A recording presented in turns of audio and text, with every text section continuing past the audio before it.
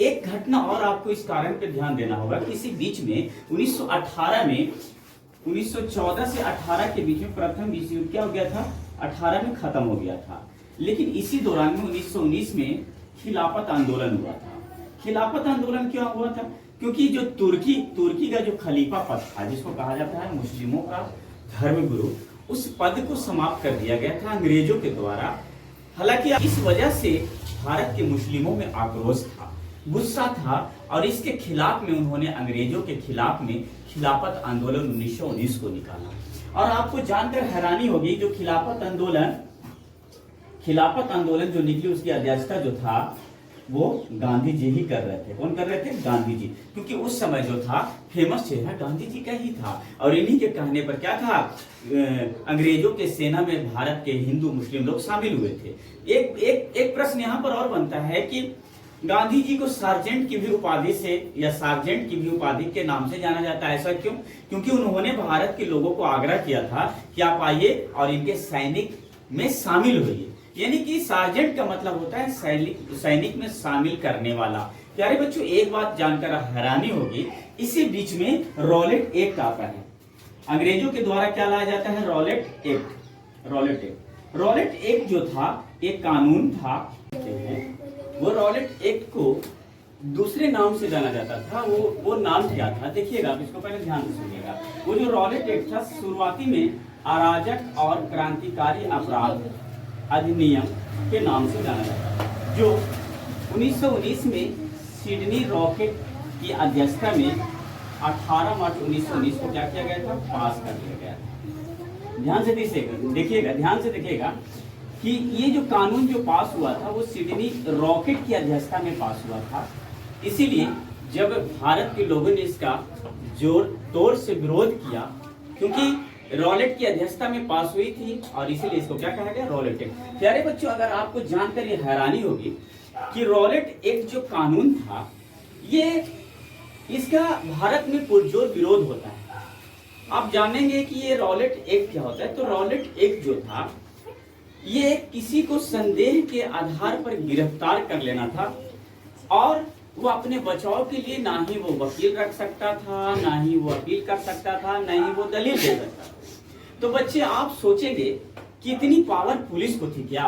तो हाँ, ये पावर जो थी, इतनी पावर पुलिस को दिया गया था कि किसी को भी संदेह के आधार पर गिरफ्तार किया जा सकता है, और वो अपने बचाव के लिए वकील नहीं रख सकता है। तो जरा सोचिए कि उस समय जो स्वतंत्रता संघर्ष के लिए जो लड़ाई लड़ रहे थे हमारे महान महापुरुषों, कितने को जेल में ठूस दिया गया था, वो अपने बचाव के लिए कैसे निकलते। इसीलिए पूरे पूरे भारत में इसके खिलाफ क्या हुआ? आवाज उठा, और इसके लिए लड़ाई लड़ी गई, और अंत में ये वापस भी ले लिया जाता है। तो सबसे पहले इसको समझेंगे रॉलेट एक्ट के बारे में। रॉलेट एक्ट जो था, इसका पुरजोर विरोध हुआ। महात्मा गांधी ने इसका बहुत ज्यादा विरोध किया था, क्योंकि आपको याद है कि जब हम पहले बताए थे तो उसमें बताए थे कि प्रथम विश्व युद्ध में गांधी जी ने ही भारत के लोगों को कहा था कि जाइए ब्रिटिश के सैनिकों में शामिल होइए, और उसके तरफ से प्रथम विश्व युद्ध में क्या कीजिए, उसका साथ दीजिए। और उसने आश्वासन दिया था कि हम भारत के लिए कुछ अच्छा करेंगे। बताइए, यही भारत के लिए अच्छा कर रहा है जी, ये दमनकारी जो कानून ला रहा है। और ध्यान दीजिए, ये भारत के लिए अच्छा ना करके ये और भारत के लिए क्या कर रहा था? बहुत ही बुरा कर रहा था। तो इसके लिए क्या किया गया? गांधी जी ने 6 अप्रैल 1919 को पूरा देशव्यापी हड़ताल लगा दिया, है ना। अभी आप देखे होंगे, हाल फिलहाल सीजेपी का हड़ताल देखे होंगे ना, इसी तरह का कुछ हड़ताल हुआ था पूरा भारत का लेवल पर। अंग्रेज को झुकना पड़ा था। इसी कानून के विरोध में क्या हो रहा था कि 13 अप्रैल 1919 को जालियांवाला बाग जो अमृतसर में है, पंजाब के अमृतसर में, वहां पे लोग क्या है बैठ के सभा कर रहे थे कि रॉलेट एक्ट जो है वो सही नहीं है। अगर ऐसा हुआ तो देशों में क्या हो जाएगी? भूचाल आ जाएगी, हमारा हक अधिकार छीन जाएगी, हमें बोलने की आजादी नहीं रहेगी। इस तरह के लोगों ने क्या किया? इसका जोरदार विरोध किया, और जगह जगह पे क्या हो रहा था? इसका सभा हो रही थी। तो यही जो जालियांवाला रॉलेट एक्ट के ही विरोध में जालियांवाला बाग हत्याकांड जो होता है, जिसमें हजारों लोगों को जो निहत्थे होते हैं, बिना हथियार के होते हैं, वो जनरल डायर जो होता है उसमें क्या करवा दिया है?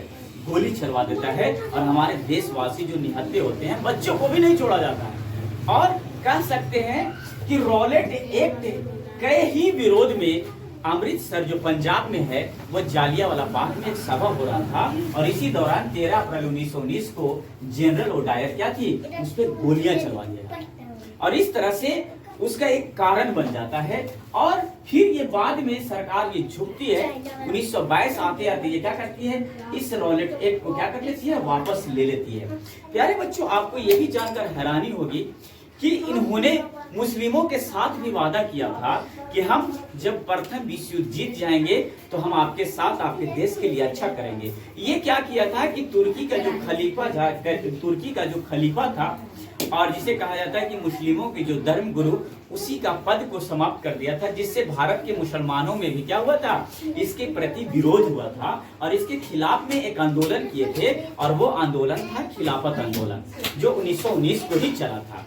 तो प्यारे बच्चों, कुल मिला के आप देखिएगा कि प्रथम युद्ध के बाद, प्रथम फर्स्ट वर्ल्ड वार युद्ध के बाद अंग्रेजों ने अपनी बातों को नहीं माना, जिसके खिलाफ भारत में क्या है, पूरा का पूरा क्या है, राष्ट्रवाद पनप जाता है। भारत में एक लोग एकजुट होने लगते हैं और भारत में भारत के लिए लोग बात करने लगते हैं, हिंदू मुस्लिम एकता पनपती है। जैसा कि अब खिलाफत आंदोलन में मुस्लिमों ने खिलाफत आंदोलन निकाला था और महात्मा गांधी जी को ही उस आंदोलन की अध्यक्षता बनाई गई थी। इसके बाद हम बताएंगे कि भारत में महात्मा गांधी का क्या क्या योगदान रहा है और पूरी की पूरी एक वीडियो में पूरा का पूरा उनके आंदोलन, उनके सत्याग्रह, उन्होंने देश के लिए क्या किया, उनकी भारत के लिए क्या भूमिका रही, वो सारी बात एक ही वीडियो में बताएंगे। इसके लिए आप इस वीडियो को सब्सक्राइब जरूर करें।